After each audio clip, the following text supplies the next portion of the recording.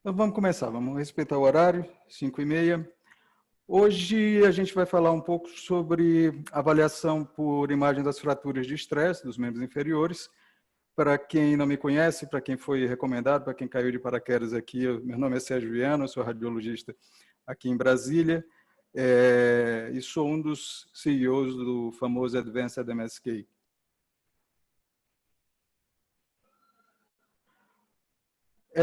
Essa aula está dividida em duas partes. Na primeira parte, eu vou analisar o papel dos principais métodos de imagem na investigação diagnóstica das fraturas de estresse e, posteriormente, na segunda parte, revisar a epidemiologia e o aspecto por imagem dessas fraturas nos ossos mais afetados. A introdução, introduzindo, a gente vai começar com o conceito das fraturas de estresse. Elas são fraturas por sobrecarga repetitiva, que é aplicada a um osso estruturalmente normal. Então, isso é muito importante a gente ter em mente, que é uma sobrecarga repetitiva e que o osso é normal. A intensidade dessa sobrecarga é menor do que é necessária para fraturar o osso num evento único e supera a sua capacidade de reparação. Isso na literatura em inglês vai ser descrito, na maior parte das vezes, como fatigue fracture, uma fratura de fadiga, exatamente fadiga de material. O mecanismo de lesão é multifatorial, envolve sobrecarga de atividade física, fadiga muscular, isso altera a dissipação de forças, e a ação de vetores de força anômalos, que podem ter múltiplas origens, a gente não vai se deter muito nisso. E a gente precisa falar de algumas entidades correlatas relacionadas à fratura de estresse. A primeira delas é a resposta ou reação ao estresse, que são fenômenos pré-fratura. A nível celular ocorre edema, ocorre hiperemia e um aumento da atividade osteoclástica relacionados à solicitação anômala, e essas alterações podem ou não evoluir para fratura de estresse. O mais clássico é a síndrome do estresse tibial medial. O Bruno tem uma aula, uma apresentação bem interessante sobre isso no nosso canal. Eu não vou me deter, quem quiser se aprofundar pode assistir esse vídeo no canal do YouTube. O segundo contexto que a gente tem que entender é o das fraturas por insuficiência, que são fraturas decorrentes de estresse fisiológico sobre ossos anormalmente enfraquecidos, chamado em inglês de fragility fracture. E o clássico são as fraturas osteoporóticas, que a gente vê na rotina, a gente vê todo dia, e que envolvem principalmente a pelve e a coluna. E fraturas patológicas, é um terceiro tipo de fratura que entra no contexto das fraturas de estresse, mas que a gente tem que diferenciar do que a gente vai falar hoje, que são fraturas que ocorrem através de uma área de neoplasia, por definição. Pode ser benigna, pode ser maligna, ou, menos comumente, uma área de infecção. Bom, então a gente já fez as definições básicas. Clinicamente, os pacientes com fratura de estresse se apresentam com uma dor óssea localizada, que piora com a atividade e que se iniciou ou que se modificou com a atividade física. Ainda ao exame físico, você pode ter uma inflamação local, a presença de nódulos superficiais, e o perfil dos pacientes é muito variado. Você pode ter atletas. O clássico é quando esses pacientes mudam o regime de treinamento, seja a intensidade do regime, seja o calçado, seja o terreno, que ele faz algum tipo de mudança no regime de treinamento, e isso leva a que ele desenvolva uma fratura de estresse. Podem ser pacientes sedentários, o famoso weekend warrior, como os americanos chamam, o guerreiro do fim de semana. O cara passa a semana sentado num ambiente como esse que eu estou, no escritório, e no fim de semana ele decide que vai correr 10 quilômetros ou que ele vai pedalar até a cidade mais próxima. E acaba desenvolvendo uma lesão desse tipo. Ou pode ser uma doença ocupacional, como militares, o clássico são os militares. A primeira descrição, inclusive, de fratura de estresse foi feita por Bright Haupt em 1855, fraturas de marcha em recrutas do exército da Prússia. Então, a primeira descrição já foi como doença ocupacional. O clássico é um indivíduo jovem e fisicamente ativo, e é mais comum em mulheres, com uma série de fatores também que eu não vou me deter nesse momento. Os sítios de acometimento mais comuns, de longe, os membros inferiores são local preferencial, 95% das fraturas ocorrem nos membros inferiores. O local mais comum é a tíbia, também seguido pelos ossos do tarso, os metatarsianos, mais ou menos com a mesma frequência, depois fêmur, fíbula e, por último, a bacia. Isso vai variar de acordo com a literatura que vocês consultarem, mas, grosso modo, é tíbia, ossos do tarso e metatarsianos. Você pode ter nos membros superiores, mas são raras, principalmente atletas relacionados a levantamento de peso, esportes de arremesso ou ginástica. Nas costelas, em atletas que praticam remo e golfe, a espondilólise pode ser um tipo de fratura de estresse, não obrigatoriamente, mas é um tópico específico e por si só dá uma aula e uma aula extensa. Então, a gente não vai falar da espondilólise nessa aula de hoje.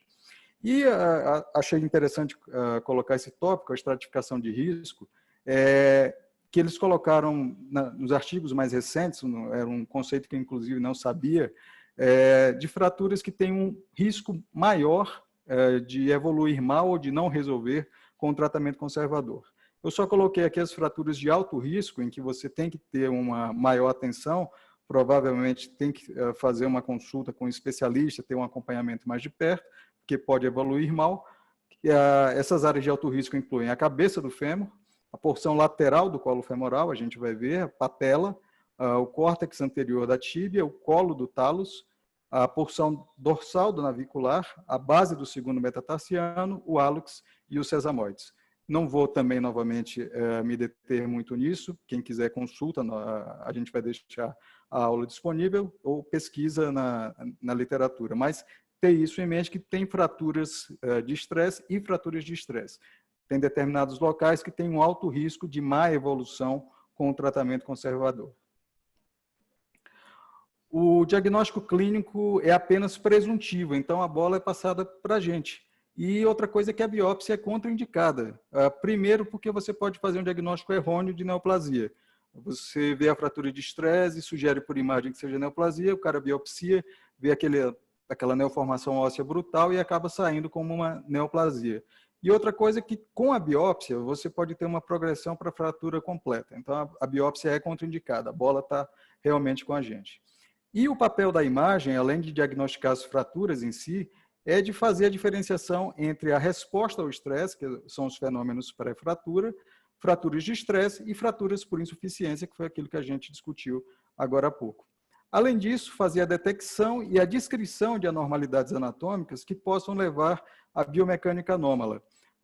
Por exemplo, coalizão tarsal, pé cavo ou pé plano, hálux valgo, tíbia vara, geno varo ou geno valgo, discrepância dos membros inferiores. Tudo isso pode levar à alteração dos vetores de força, uma biomecânica normal, e predispor os pacientes a fraturas por estresse.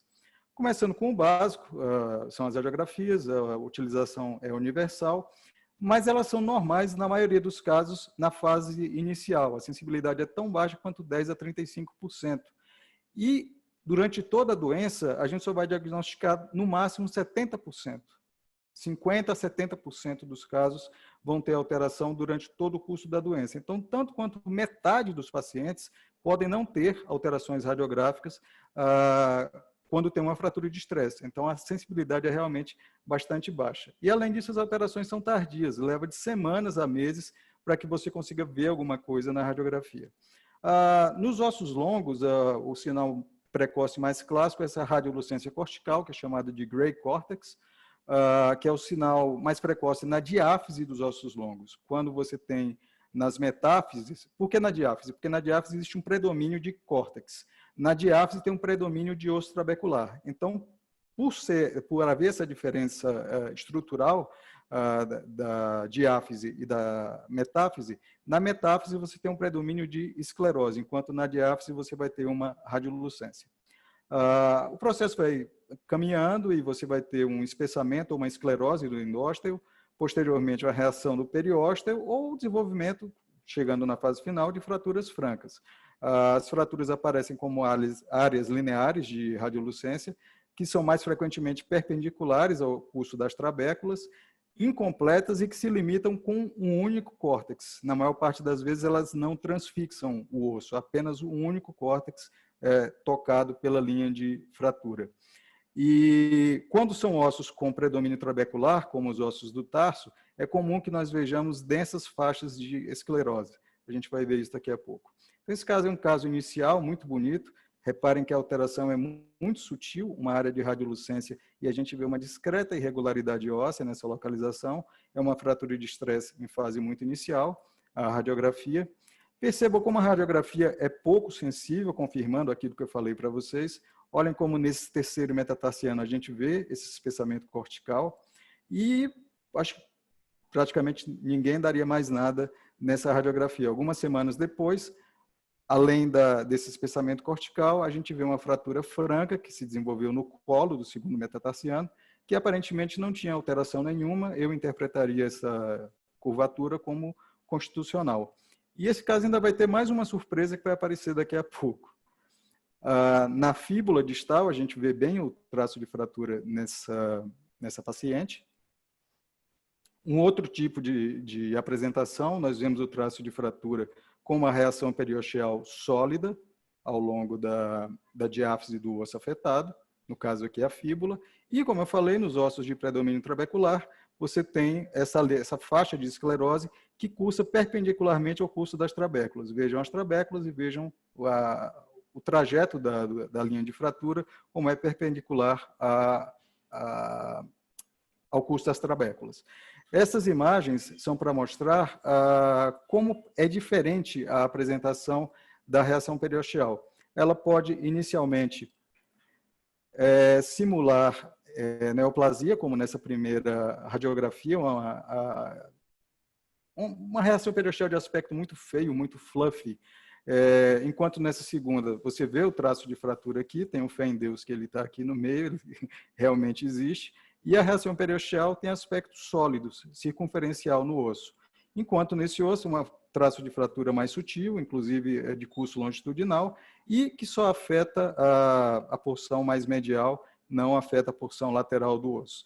Então, cuidado com o aspecto da reação periosteal, porque pode simular neoplasia. Tem sempre que fazer a correlação com o contexto clínico.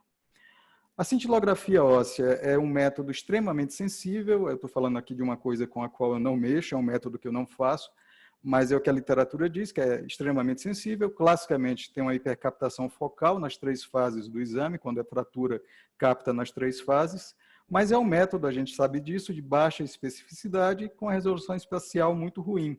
Então, quando você vê uma alteração na cintilografia, você, na maior parte das vezes, precisa de complementar com outro método de imagem, nesse contexto específico, a ressonância magnética seria o ideal, para você definir qual a natureza daquela área de hipercaptação anômala.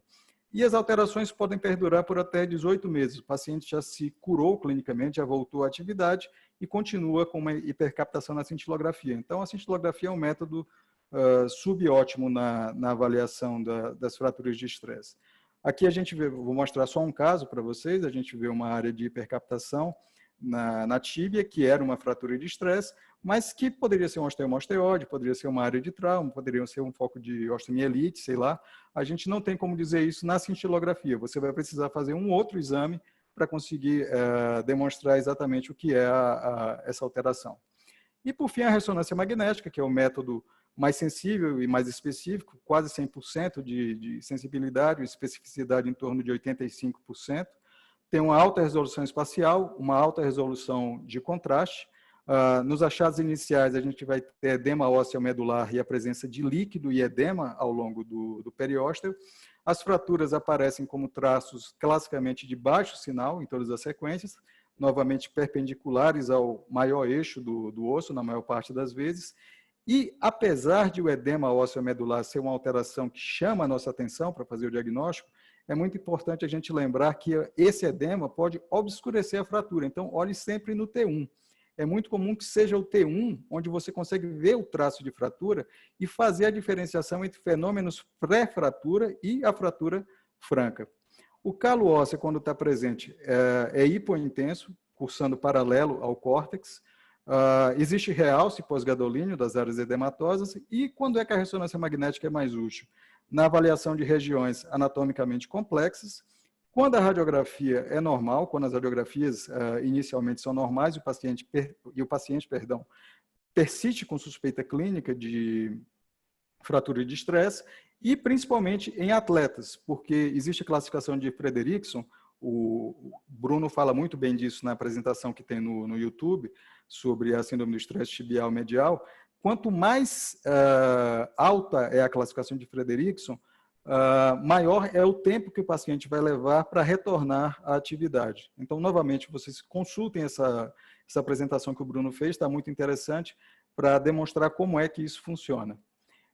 A ressonância magnética, além disso, permite a diferenciação entre fenômenos pré-fratura e fraturas de estresse, vou mostrar isso agora para vocês, e no segmento, principalmente em atletas, é crítico que você avalie como é que a fratura está evoluindo para permitir que um atleta, principalmente de alta performance, retorne à atividade física. Esse caso, por exemplo, era um corredor de muito tempo. Notem a espessura da cortical anterior das duas tíbias, são tíbias muito espessas anteriormente. Ele fez a ressonância magnética, a suspeita era de fratura de estresse, mas na verdade ele só tinha edema, tinha um espessamento da cortical anterior, a gente já via na radiografia, mas não tinha traço de fratura.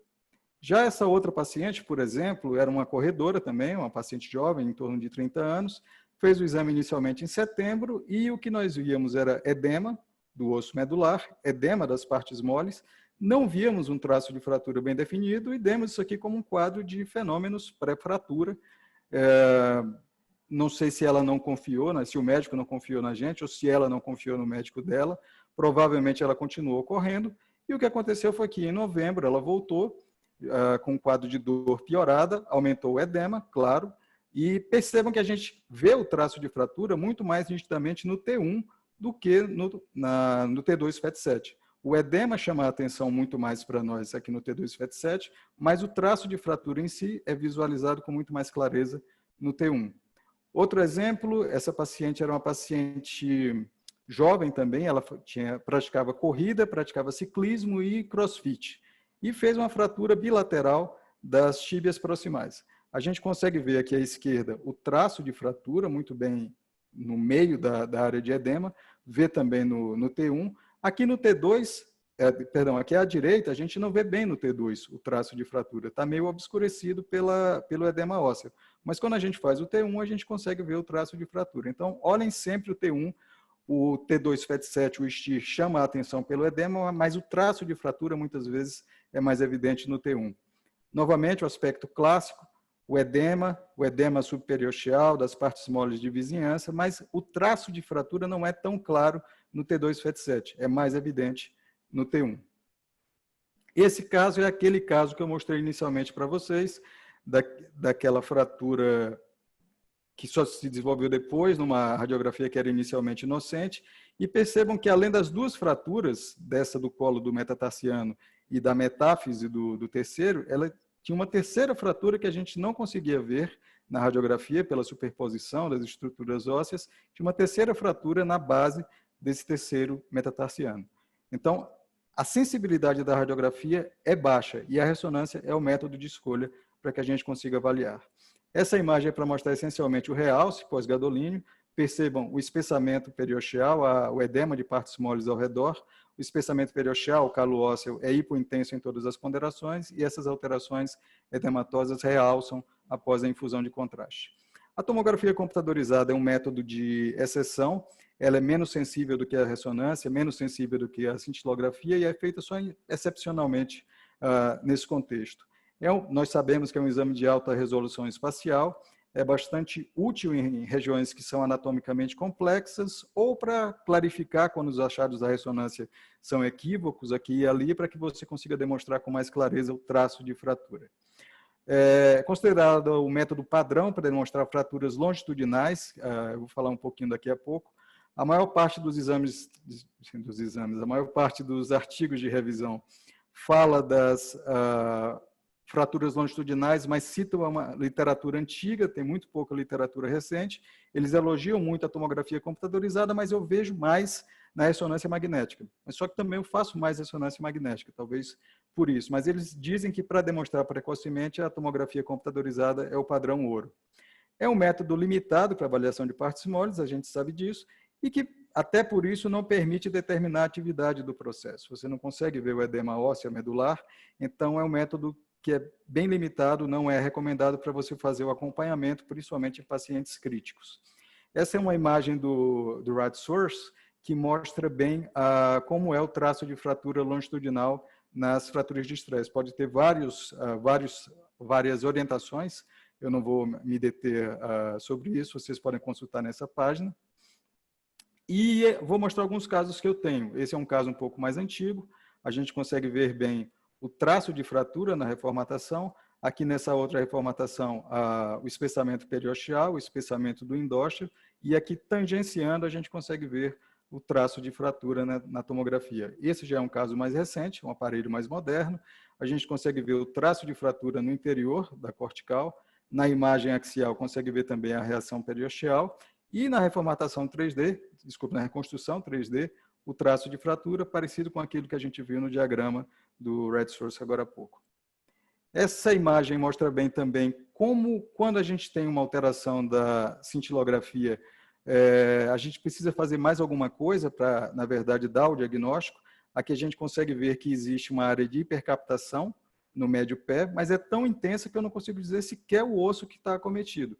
Quando eu faço a tomografia, eu consigo mostrar muito bem que era uma fratura de estresse, na verdade, do cuboide nesse paciente. A ultrassonografia é um exame de exceção, não é recomendado na rotina para avaliação de fraturas de estresse.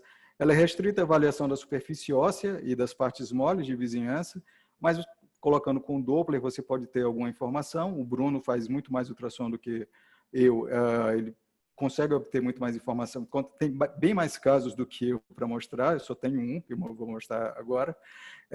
Você vai ver na ultrassonografia a deformidade cortical e a presença do calo ósseo, e quando você joga o Doppler, pela presença do hiperfluxo, você vai ver uma hiperemia, vai ter um aumento do fluxo.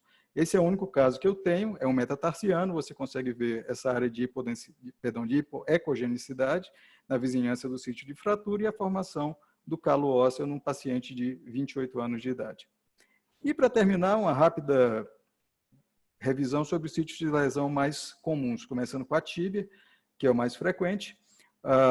Elas podem ser diafisárias, é descrito na literatura que em crianças predomina no terço proximal e que em adultos predomina na junção dos terços médio e distal.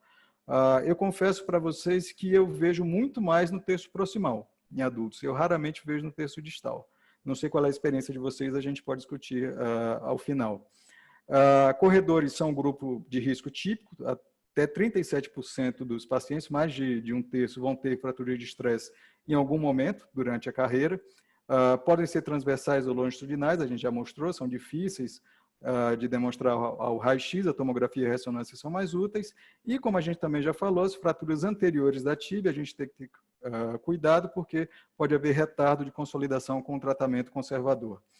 Começando exatamente com o caso de fratura anterior, anterolateral, a gente consegue ver na radiografia o traço de radiolucência, o espessamento já, a formação de calo ósseo, de espessamento da cortical ao redor.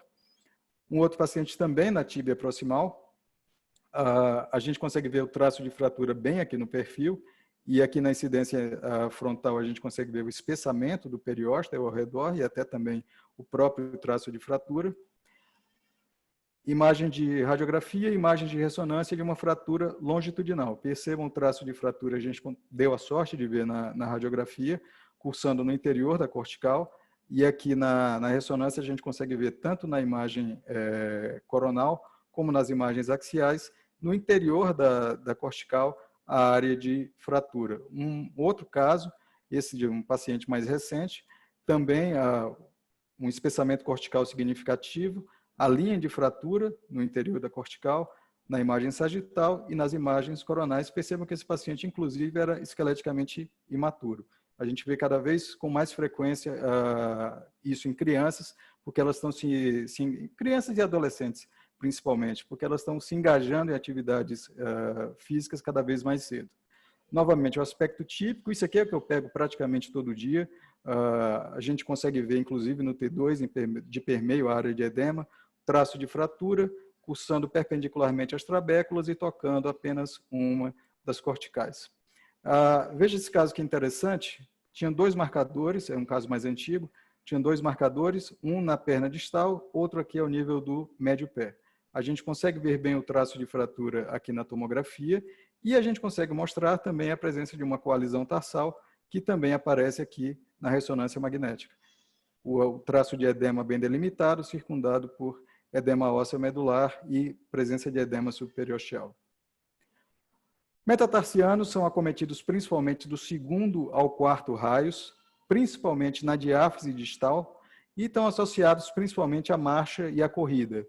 São os 2 grupos de maior risco. A presença de hálux valgo e de pé plano são fatores de risco bem conhecidos para o desenvolvimento de fraturas de estresse de metatarsianos. Quando ocorre no 5º raio, é principalmente na diáfise, e você tem que fazer o diagnóstico diferencial com as fraturas de Jones. E quando ocorre no 1º raio, que é apenas 10% dos casos dos metatarsianos, é na junção metáfise-diáfise proximal.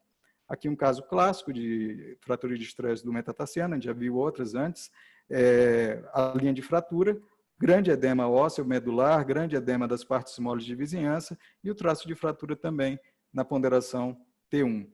Esse paciente tinha 2 fraturas de estresse, tinha uma na base do 2º metatarsiano, mais clássica, e essa outra menos frequente, na base do 1º, que é quando ocorre no 1º, é o local mais típico. Novamente, perpendicular às trabéculas, nesse caso completa, não é tão frequente, é mais frequente incompleta, como no 2º metatarsiano, e com importante edema de partes moles de vizinhança.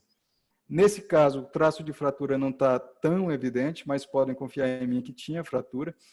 Para mostrar mais, a extensão do edema ósseo medular, apesar do traço de fratura ser linear, as alterações podem se estender muito distantes do local de fratura e acometer também muitas partes moles de vizinhança. Na fíbula, é descrito que ocorre 2 vezes mais em crianças do que em adultos.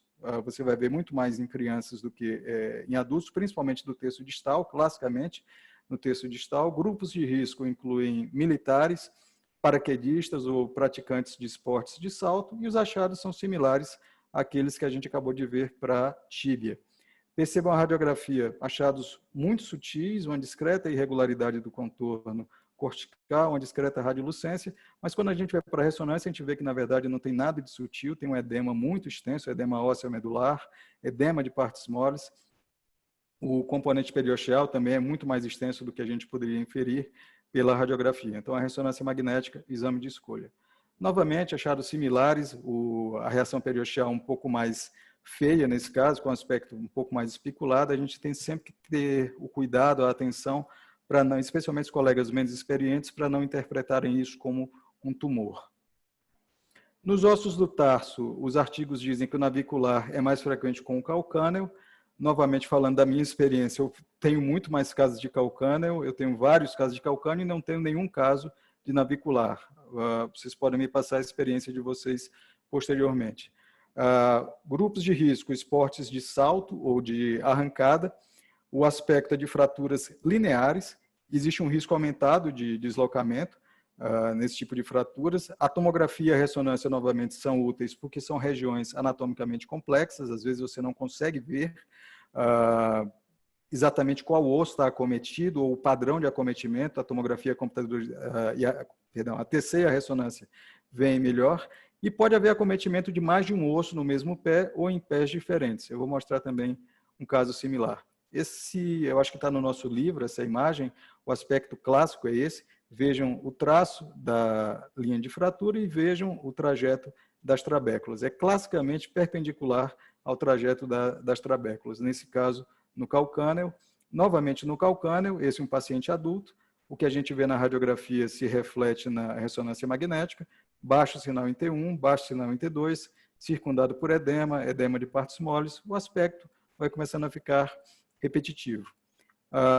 Paciente que tem fratura do calcâneo e que tem fratura do talos, fraturas de estresse de 2 ossos e em 2 pés diferentes, no pé esquerdo e no pé direito. Então, como eu falei, ele pode acometer mais de um osso no mesmo pé e pode acometer os 2 membros simultaneamente. Esse caso eu sempre coloco, porque pelo aspecto folclórico do caso, percebam que é uma radiografia já antiga, uma cortesia do Dr. João Luiz, que foi meu mentor, uma fratura de estresse bilateral numa paciente aqui de Brasília, uma moça, que foi passar o carnaval em Salvador e pela primeira vez e passou 4 dias correndo atrás do trio elétrico. nunca tinha feito isso na vida, voltou com fraturas de estresse dos dois calcâneos. Fraturas do fêmur, principalmente colo femoral, que chama mais a atenção da gente. O diagnóstico clínico é difícil, simula muitas outras condições, então a bola realmente está com a gente. É mais associada a complicação, como necrose vascular, fraturas completas, consolidação inadequada, principalmente as fraturas mais laterais. Grupos de risco, corridas de resistência, pacientes idosos, recrutas, no qual as fraturas podem ser mais distais e não ocorrer no colo femoral. Novamente, radiolucência, esclerose óssea, tudo aquilo que a gente já falou. E existem dois tipos de fratura do colo femoral, que são as fraturas de compressão, que são as mais comuns, ocorrem em pacientes mais jovens e são mediais, é o grupo que a gente vai ver com grande frequência, e as fraturas de tensão, eu não tenho nenhum caso meu, são mais raras, ocorrem mais em idosos, ocorrem no córtex lateral do colo do fêmur e são classicamente consideradas fraturas instáveis, tá? Inclusive naquele grupo de alto risco que eu falei naquele slide lá no começo da aula.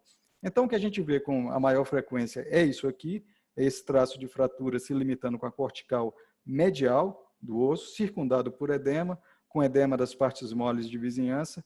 Outro caso, mesmo achado, bilateral, baixo sinal em T1 e T2, edema circundante. E percebam nesse caso, era uma paciente atleta, se eu não me engano, nós vemos que ela tem uma fratura que parece aquela fratura atípica, subtrocantérica, por bifosfonatos, não era o caso, era uma paciente jovem, não usava bifosfonatos, e além dessa fratura proximal, ela tinha uma fratura do fêmur distal e uma alteração, provavelmente também decorrente de estresse, sobrecarga anômalos, na tíbia proximal. Essas alterações, muito frequentemente, são multifocais.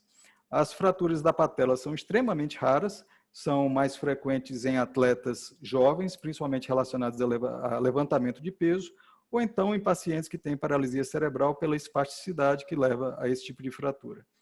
Podem ser transversas, na transição dos terços médio e distal da doença, ou podem ser longitudinais. O tratamento é conservador em fraturas quando elas não são deslocadas e necessita de fixação cirúrgica quando ocorre deslocamento. Eu tenho um caso, que é exatamente esse, uma fratura longitudinal barra oblíqua, incompleta, nesse caso não teve grande complicação, o paciente se recuperou bem. E, para finalizar, a suspeita é clínica, mas a confirmação diagnóstica é por imagem, então o nosso papel nesse contexto de fraturas de estresse é crucial. Os exames de imagem devem fazer o estadiamento da fratura, devem detectar as complicações da fratura e a presença de fatores predisponentes quando houver. As radiografias são frequentemente inconclusivas, mas são de uso universal. A gente, inclusive, deve ter sempre as radiografias antes de avaliar qualquer outro exame. A cintilografia é um método muito sensível, mas é inespecífica. A ressonância magnética é o exame de escolha, qualquer literatura que vocês consultarem. E a tomografia computadorizada é reservada apenas para casos selecionados. Era isso, passei um pouquinho da meia hora que eu me propus. Deixa eu interromper aqui o compartilhamento. Doutor Bruno, por favor, se apresente como CEO da... Tá sim. Rapaz, vocês desculpem, porque meu 5G aqui em Una não está ainda perfeitamente adequado, sabe?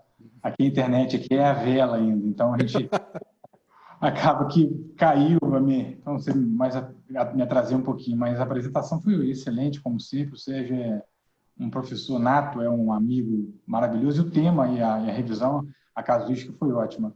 Bom ver o Rodrigão ali, ver essa turma aí, que bom, muito bom, muito bom. Perdi o iniciozinho, mas consegui ver a maior parte aqui, porque, como eu falei, minha internet acabou, mas eu acho que a radiologia ela exerce um papel fundamental na confirmação diagnóstica e também para abrir o leque de diagnósticos diferenciais, né, Sérgio? Porque muitas vezes vem com uma suspeita clínica de fator de estresse, a gente vê os TO, a gente vê fator relacionado ao uso de alendronato, zonas de luz nos casos de osteomalácia, entre outras coisas, né? Mas é isso. Sem dúvida. Ultrassom... Desculpa, pode falar. Não. O ultrassom, assim... Desculpa, Sérgio. O ultrassom, a gente vai quando o paciente nos direciona, volta e meia a gente pega uma fraturinha de estresse da tíbia, do antepé, e o achado vai variar de acordo com a fase da doença. Às vezes só um edema periosteal, um discreto levantamento periosteal, a gente consegue ver isso no ultrassom, um edema de partes moles, mas assim, já não está naquele grau 1 de Frederickson, e a gente já tem uma dificuldade um pouco maior do que na ressonância. Eu vou só responder algumas perguntas que estão aqui no bate-papo. Uma delas foi que a Márcia me falou que o login que eu divulguei estava com o número errado. Eu tinha certeza que eu ia fazer alguma bobagem. Então, já comecei fazendo essa. A Tatiana elogiando, obrigado. A Alexia também. Tatiana perguntou, quando vocês não detectam o traço de fratura nem mesmo no T1, vocês concluem como reação por estresse? Você comentou algo sobre como alterações pré-fratura, como colocam no laudo. Vamos ouvir a opinião do pessoal, Tatiana. Eu coloco como, quando eu vejo alterações edematosas no paciente com quadro clínico compatível, com clínica compatível, mas não detecto traço de fratura, eu digo que são alterações compatíveis com fenômenos pré-fratura. Porque eu estou chamando a atenção do colega, olha, eu não estou vendo um traço de fratura, mas isso pode virar um traço de fratura. Qual é o cuidado que você tem que ter? É que pacientes, principalmente atletas, eles podem ter áreas de edema ósseo medular e ser inteiramente assintomáticos. Podem ter áreas múltiplas de edema ósseo medular, isso vários estudos mostram, por exemplo, corredores. Você pega um grupo de corredores assintomáticos e faz a ressonância magnética dos tornozelos. E pega áreas de edema múltiplas e o paciente não sente nada. Então, é muito importante a correlação com a clínica. Se o paciente vem com uma queixa clínica direcionada com suspeita de fratura de estresse e eu não vejo a fratura, eu digo que não vejo a fratura, mas que essas alterações devem corresponder são compatíveis com fenômenos pré-fratura, que ele vai entender que é uma condição que antecede o desenvolvimento da fratura de estresse. Bruno, Rodrigo, o resto do pessoal, quem quiser se manifestar. Eu coloco, não com essas palavras, mas alguma coisa no sentido também que tem uma reação por estresse, sem evidências ainda do traço de fratura. Isso. Mas eu faço de um jeito parecido com isso também, Sérgio, para o ortopedista ele ficar ligado aí que o gato subiu no telhado. Que não, apesar de eu não estar vendo a fratura, não significa que não vai ter. Eu posso não estar vendo agora, como a gente viu alguns casos que você não via naquele momento, mas algumas semanas depois havia uma fratura franca. Bruno, por favor. Em teoria já tem também, porque você tem, na verdade, são fraturas do microtrabeculado que a gente não conseguiu ver. Essa fratura, quando esse microtrabeculado coalesce, a gente vai ver o traço de fratura. Eu faço dessa mesma forma, eu descrevo que existe um edema, um processo inflamatório, relacionado à sobrecarga mecânica, eu uso o termo reação de estresse e deixo bem claro também. Mas só uso o termo fratura de estresse quando eu vejo a coalescência, o traço formado. Né? Quanto mais você descrever e informar, é melhor para o colega. Né? É assim que eu uso. É mais ou menos esse termo que você está usando aí também, sempre. Deixa eu ver só o resto das mensagens que eu recebi. Evaldo, meu grande amigo, excelente radiologista de Teresina. Me deu até os parabéns pelo Vasco, ele me deu, ele é flamenguista, disse que a aula foi de alto nível. O Anderson, obrigado, Anderson. Alexia, muito obrigado. Rodrigão, obrigado. O Pedro falou que o link não dava certo. Pedro, desculpa. Como eu disse, é o primeiro evento que eu estou sendo anfitrião com o Zoom, eu sabia que eu ia fazer alguma bobagem. A Bruna gostou muito. A Alexia perguntou se eu classifico. Eu não costumo classificar, Alexia. Quando o médico pede, por exemplo, se refere a uma alteração de estresse e eu sei que o paciente é atleta, o que eu faço é descrever muito bem e eu posso até colocar alguma coisa relacionada à classificação de Frederickson, mas eu não costumo colocar isso no meu laudo. Vamos ver o que é que o Rodrigo e o Bruno falam, mas eu não costumo colocar no laudo a classificação em que estágio está em 4A, 4B da classificação de Frederickson, não. Eu digo se tem fratura ou se não tem e descrevo da melhor forma possível. Rodrigão, o que você acha?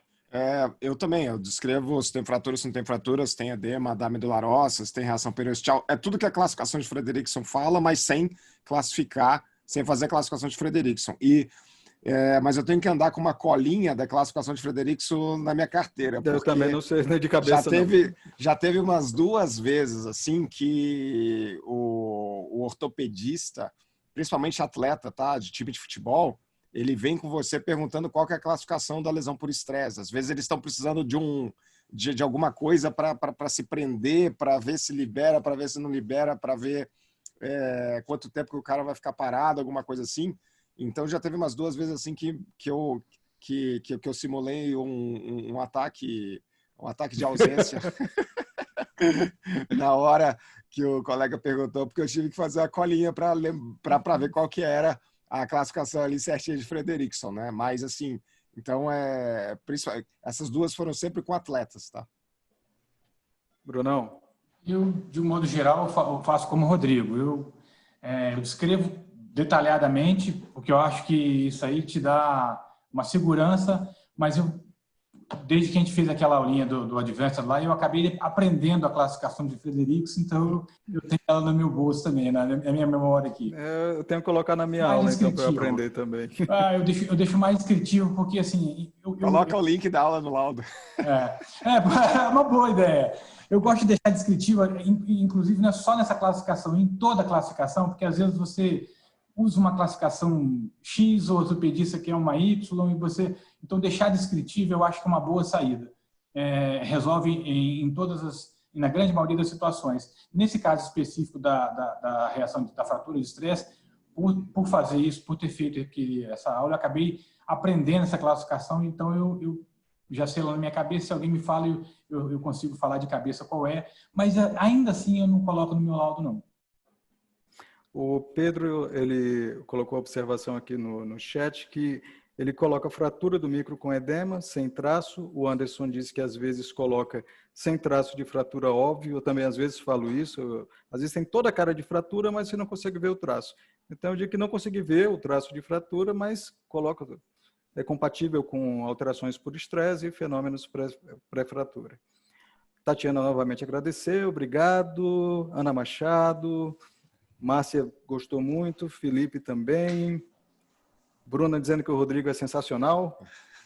Eu gosto dele também. O Marcos elogiou e a Alexia disse que concorda. De escrever sempre, mas quando ela tem bem certeza, ela classifica e fala qual tipo, porque às vezes pedem. Alexia, eu acho que essa solicitação da classificação de Frederickson é mais no grupo que mexe com medicina do esporte, com atletas, especialmente atletas de alto rendimento.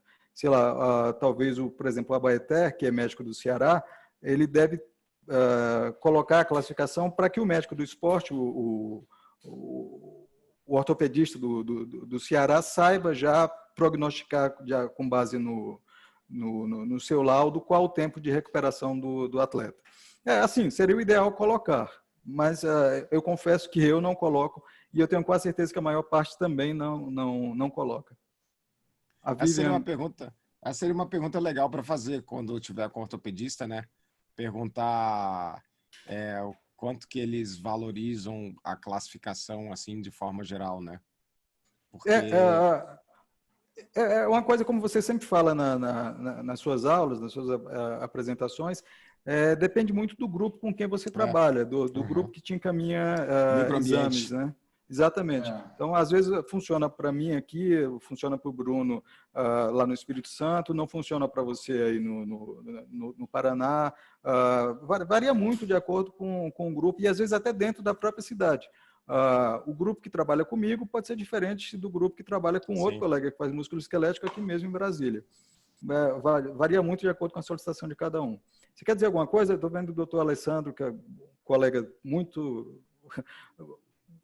diferenciado, tanto em termos de estudo como de dedicação, e muito reconhecido aqui em Brasília, também amigo do Rodrigo, também amigo do Bruno. Quer falar alguma coisa, Alessandro?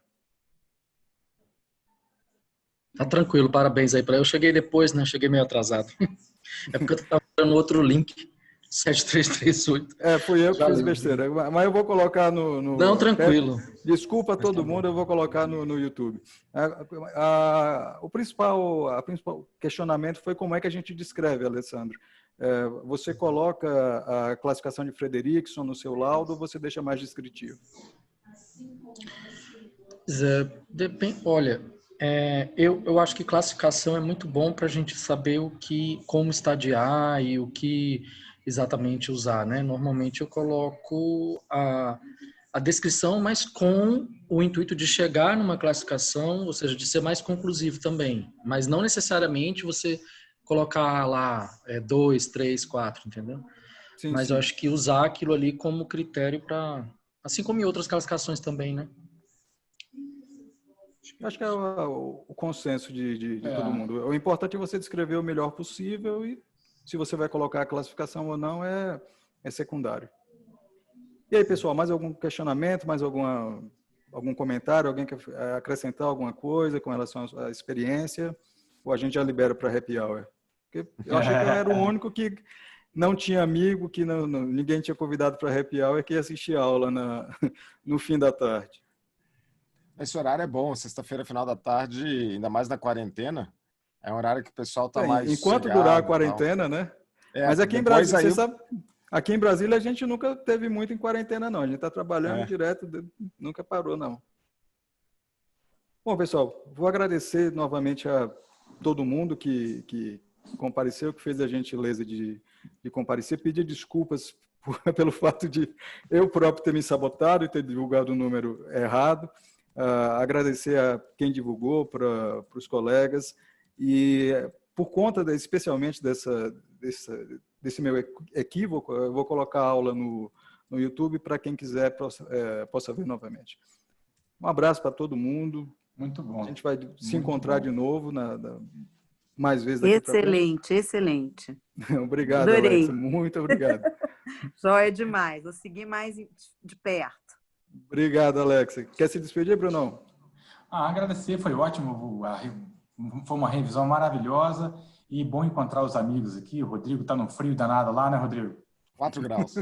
Eita, maravilha. Bom para tomar um vinho.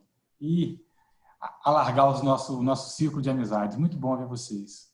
Excelente, Sérgio. Você está de parabéns, cara. Obrigado, galera. Vamos para a Happy Hour. Um abraço. Beijão a todos. Fiquem com Deus.